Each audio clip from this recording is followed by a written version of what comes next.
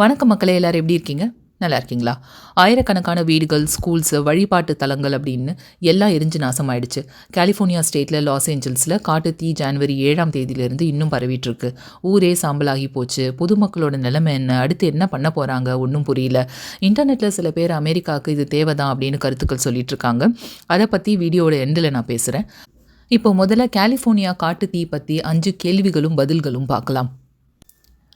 காட்டில் தீ எப்படி பிடிச்சிது? ஒரு ஆண்டுக்கு முன்னாடி நல்ல மழை பெஞ்சிருந்தது கலிஃபோர்னியாவில். அதுக்கப்புறம் வறட்சியினால் இலைகள்லாம் ரொம்ப காஞ்சு போயிருந்தது.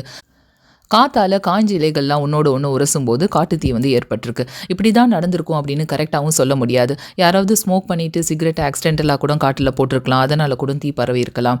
இல்லை வேணும்னே யாராவது கொளுத்தி போட்டிருந்துருக்கலாம், அதனாலையும் தீ பரவி இருந்திருக்கலாம். கரெக்டாக எதனால் தீ பரவச்சுன்னு இப்போ வரைக்கும் சொல்ல முடியல. வெஸ்ட் ஹில்ஸ்ன்ற பகுதியில் இருக்கிற மக்கள் ஒருத்தர் ப்ரொபேன் டேங்க் மேலே ஏதோ சுழற்றிட்டு இருந்தார் அப்படின்னு பொதுமக்கள் ரிப்போர்ட் பண்ணியிருக்காங்க. அதனால் அந்த பர்சனை அரெஸ்ட் பண்ணியிருக்காங்க. ப்ரொபேன் கேஸ் குயிக்காக எரியக்கூடியது. ஸோ அவரால் தீ பரவி இருக்க வாய்ப்பு இருக்குது அப்படின்னு சந்தேகப்படுறாங்க. பலசிதஸ்ன்ற பகுதியில் தான் ஃபஸ்ட்டு தீ பரவ ஆரம்பிச்சது. அப்புறம் காற்றோட வேகம் அதிகமாக ஆக தீ மற்ற இடங்கள்லையும் பரவ ஆரம்பிச்சிருச்சு. வீடுகள் எப்படி காற்று தீக்கு இரையாச்சு? அங்கே பெரும்பாலான வீடுகள் கான்கிரீட்டில் கட்டப்பட்டது கிடையாது, உட்டில் தான் கட்டினாங்க. அதாவது மரக்கட்டையில் தான் கட்டியிருக்காங்க. அதனால தான் ரொம்ப ஈஸியாக தீ பிடிச்சிருச்சு. தீயால் வீடுகள் இருந்த இடத்துலலாம் இப்போ வெறும் சாம்பலை தான் பார்க்க முடியுது. ஏன் அங்கே இருந்த மக்கள் வீடுகளை மரக்கட்டைகளில் கன்ஸ்ட்ரக்ட் பண்ணியிருக்காங்க? கலிஃபோர்னியா பகுதிகளில் காடுகள் ரொம்ப அதிகம்.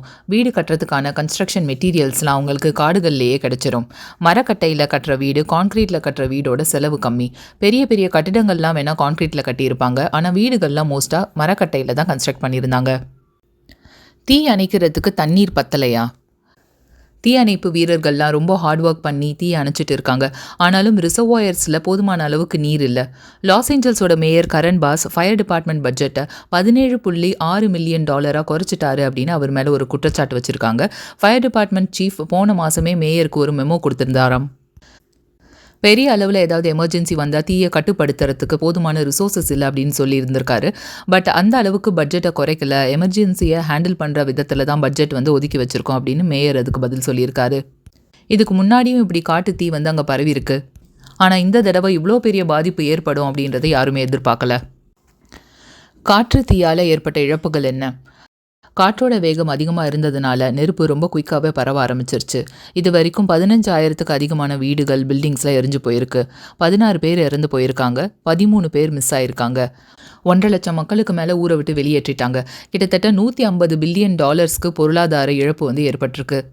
சேத மதிப்பீடுகள் அதிகரிச்சுட்டே போகிறதுனால இன்சூரன்ஸ் இண்டஸ்ட்ரியோட பங்குகளும் வீழ்ச்சி அடைஞ்சிருக்கு. இன்டர்நெட்டில் நிறைய பேர் அமெரிக்காவுக்கு இது தேவைதான், பாலஸ்தீனுக்கு கிடைச்ச ஜஸ்டிஸ் இது, பாலஸ்தீன் மக்களோட கண்ணீர் தான் இந்த தீ அப்படிலாம் கருத்துக்கள் தெரிவிச்சிருக்காங்க. நான் அமெரிக்கா, பாலஸ்தீன், இஸ்ரேல் பிரச்சனைக்குள்ளே இப்போ போல நேச்சரோட கோர தாண்டவம் பற்றி நம்ம அனலைஸ் பண்ணணும். இந்த மாதிரியான பேரழிவு கலிஃபோர்னியாவோட நின்றுட போகிறதில்ல. குளோபல் வார்மிங்கால் வெப்பம் ஜாஸ்தி ஆகிட்டே இருக்குது. கடந்த 2024ஆம் ஆண்டு தான் இது வரைக்கும் இருந்ததுலேயே வெப்பம் ரொம்ப அதிகமாக இருந்த ஆண்டு. இப்போ அமெரிக்காவுக்கு இந்த நிலைமை நாளைக்கு நமக்கும் வரலாம். வெப்பம் அதிகரிக்க பனிப்பாறைகள்லாம் உருகிட்டுருக்கு, நம்ம நியூஸ்லேயே அடிக்கடி பார்க்குறோம். அதனால் கடல் நீர் அளவு இன்க்ரீஸ் ஆகும். ஒரு கிளாஸில் நீங்கள் தண்ணி எடுத்து அதில் ஒரு ஐஸ் க்யூப் போட்டிங்க அப்படின்னா அந்த ஐஸ் சீக்கிரமே உருகிடும். தண்ணி அளவு பார்த்தா பெருசாக சேஞ்ச் ஆகிருக்காது, ஏன்னா அது ஃப்ரெஷ் வாட்டர். ஃப்ரெஷ் வாட்டரில் ஐஸ் க்யூப் எவ்வளோ இடம் அந்த டம்ளருக்குள்ளே ஆக்குப்பை பண்ணியிருக்கோ, அந்த க்யூப் கரைஞ்சிட்ட அப்புறமும் தண்ணியாக அதே அளவு இடம் தான் ஆக்குப்பை பண்ணியிருக்கோம். ஆனால் கடல் தண்ணீர் உப்பு தண்ணி. கடல் தண்ணியில் ஒரு ஐஸ் கட்டி கரைஞ்சதுன்னா தண்ணியோட அளவு ஏறும். ஏன்னா கடல் தண்ணிக்கு டென்சிட்டி அதிகம். தமிழில் சொல்லணும்னா அடர்த்தி அதிகம். அதனால் பெரிய பெரிய பனிப்பாறைகள் உருகுனா கடல் அளவு ஜாஸ்தி ஆகிட்டே இருக்கும். அப்படி தண்ணியோட அளவு இன்க்ரீஸ் ஆகிடுச்சு அப்படின்னா ஊருக்குள்ளே தண்ணி வர ஆரம்பிச்சிடும். கடல் ஓரத்தில் இருக்கிற ஊர்கள்லாம் கம்ப்ளீட்டாக அழிய வாய்ப்பு இருக்குது.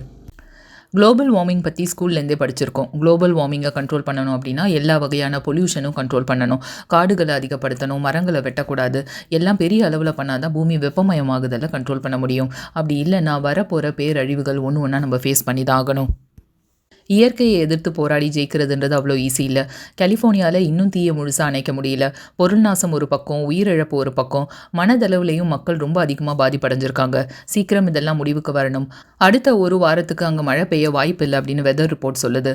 இயற்கையே கருணை காட்டி அங்கே மழை பெஞ்சாதான் குயிக்காக இந்த பிரச்சனைக்கு ஒரு சொல்யூஷன் கிடைக்கும். இதோட இந்த வீடியோ நான் முடிச்சுக்கிறேன். அடுத்த வீடியோவில் பார்க்கலாம். Until then, bye, take care.